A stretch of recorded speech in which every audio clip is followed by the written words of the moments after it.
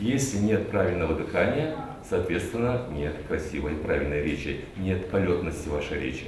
Учимся правильно дышать. Как ни странно, умение контролировать поток воздуха, поступающий в легкие, это важное условие освоения дикторского мастерства. Чтобы вас не только слышали, но и слушали, необходимо научиться говорить свободно. Отношение к человеку и смыслу его слов во многом формирует красивый голос, а раскрыть этот голос поможет постоянная работа над собой. Сам по себе артикуляционный аппарат, речевой аппарат, он является целым оркестром.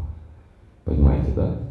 Для того, чтобы этот оркестр зазвучал, мы что должны сделать? Чтобы зазвучали грудные регистры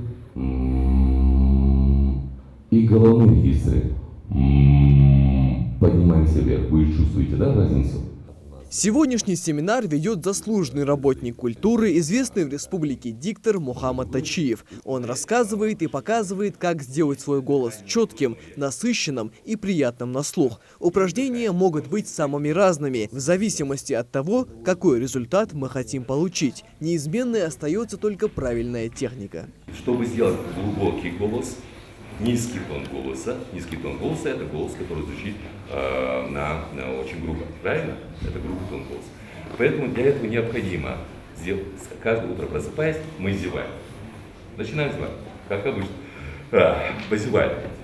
6-7 раз позевали. То есть это самое легкое, что как только вы просыпаетесь, вы начинаете зевать. Это вырабатывает у нас низкий тон голоса, глубокий, теплый голос. Семинары и мастер-классы Мухаммада Тачиева посещает, как правило, молодежь. Ребята либо недовольны своим голосом, или хотят исправить недочеты своей речи. Вахид Ахриев, узнав о мероприятии, решил не упускать возможность и улучшить свою дикцию. Я вызвался добровольцем отработать какие-то азы, какие-то упражнения, которые способствуют улучшению речевого аппарата. Я надеюсь, что при долгосрочной практике, при многократном повторении этих упражнений, у меня улучшится тембр, как-то улучшится голос, звучание.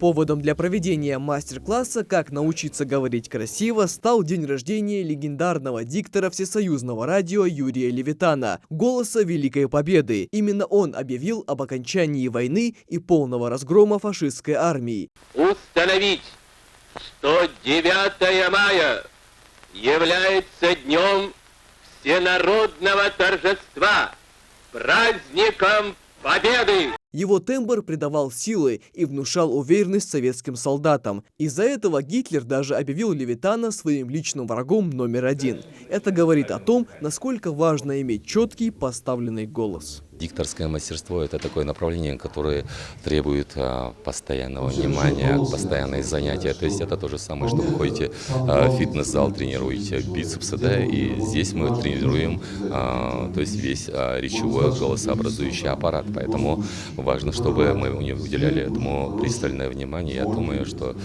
с каждым днем интерес больше будет проявляться в этом направлении. На мастер-классе по дикторскому мастерству в основном присутствует общественно активная молодежь. Им приходится часто выступать на различных всероссийских и международных площадках. В таких случаях ясная и выразительная речь помогает добиться больших высот. Площадка здесь присутствует также будущий участники форума «Машук» молодежного, который состоится буквально через 2 недели. Именно для них как раз это очень актуально и будет полезно в их плодотворной работе и публичных защитных проектах. Такие семинары – это первые шаги в обучении ингушской молодежи ораторскому мастерству. В будущем Комитет по делам молодежи планирует проводить такие мастер-классы в школах, а также в вузах и СУЗах региона. Микаил Тангиев, Мухаммад Белакиев, Новости 24.